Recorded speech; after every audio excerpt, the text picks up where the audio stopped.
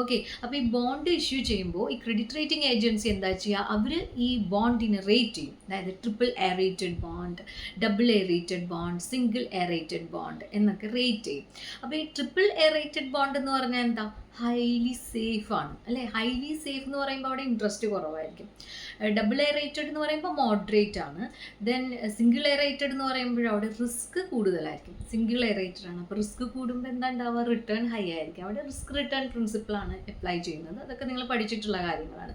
അപ്പോൾ ഈ ഒരു ബോണ്ട് ഇൻവെസ്റ്റേഴ്സ് നന്നായി സബ്സ്ക്രൈബ് ചെയ്യും. ബിക്കോസ് ഈ ഒരു SPV അവർക്ക് അഷുറൻസ് കൊടുക്കുന്നുണ്ട്. ഒരു മോർഗേജ് പൂളിൻ്റെ ഒരു ബാക്കപ്പ്, സെക്യൂരിറ്റീസിൻ്റെ ബാക്കപ്പിലല്ലേ ഈ ബോണ്ട് ഇഷ്യൂ ചെയ്യുക. അപ്പോൾ അവിടെ ഒരുപാട് ഇൻവെസ്റ്റേഴ്സ് ഈ ബോണ്ടൊക്കെ സബ്സ്ക്രൈബ് ചെയ്യും. സോ അവിടെ ഈ SPVയുടെ അടുത്തേക്ക് ഒരു ക്യാഷ് ഫ്ലോ വരികയാണ്. ഈ ഒരു ക്യാഷ് ഫ്ലോ നമുക്ക് ബാങ്കിനും ട്രാൻസ്ഫർ ചെയ്യാൻ പറ്റും. അപ്പോൾ ഈ ബാങ്കിൻ്റെ ഒരു ലിക്വിഡിറ്റി ക്രൈസിസ് അല്ലെങ്കിൽ ഒരു ഷോർട്ട് ടേം ഫണ്ടിനുള്ള ഒരു ക്രൈസിസ് അവിടെ സോൾവ് ചെയ്യാണ്. സോ ഇതാണ് ആക്ച്വലി അസറ്റ് സെക്യൂരിറ്റൈസേഷൻ പ്രോസസ്സിൽ നടക്കുന്നത്. അപ്പോൾ I make it clear for you. Thank you for watching.